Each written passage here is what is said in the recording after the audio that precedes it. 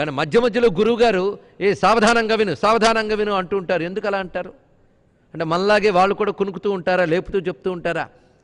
ఇదా అక్కడున్న అర్థం కాదు.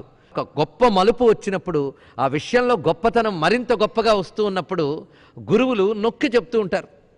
అలాగే అగస్త్యుల వారితో కూడా సావధానమనాశృణు, ఏకాగ్రచిత్తంతో వినవయ్యా అన్నారు. ఎప్పుడైనా ఒక విషయం వినడానికి అర్హత ఏకాగ్రత అండి, మరేమీ లేదు. పాండిత్యాలు అక్కర్లేదు, ఏమీ అక్కర్లేదు, ఏకాగ్రత ఉండాలి. పాండిత్యాలుండి కూడా ఏకాగ్రత లేకపోతే అది మరీ ప్రమాదం. అందుకే ఏకాగ్ర బుద్ధితోనే విద్య వినాలి గనక లలితా సహస్రనామాలు వినడానికి ప్రధానమైన అర్హత ఏమిటి? ఏకాగ్రత. అందుకే సావధానమనాశృణు నామ్నాం సహస్రం ఎన్నోక్తం కారణం తద్వదామితే. నేను ఎందుకు చెప్పలేదో వివరిస్తున్నాను చూడు. ఒకటి, రహస్యమితి మత్వాహం నోక్తవాంస్తేన చాన్యథా. ఇవి రహస్యనామములు, అందుకే చెప్పలేదు.